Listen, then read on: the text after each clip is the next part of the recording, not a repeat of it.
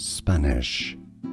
Name or word pronunciation. It's a location in Spain, and it's also a word in Spanish, and it's also a brand name of tequila in Mexico. In Spanish it's pronounced as Herradura. Herradura. Double R, meaning that you need to roll the R for quite a long time on this one. Herradura. In English, we can simply say Herradura. Spanish. Name or word pronunciation. It's a location in Spain, and it's also a word in Spanish, and it's also a brand name of tequila in Mexico.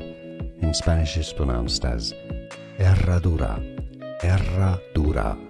Double R, meaning that you need to roll the R for quite a long time on this one. Herradura. In English, we can simply say Herradura. Here are more videos on how to pronounce more confusing words and names too many mispronounced. Like this video if you found it useful. I appreciate your support. I'll see you soon, and thanks for watching.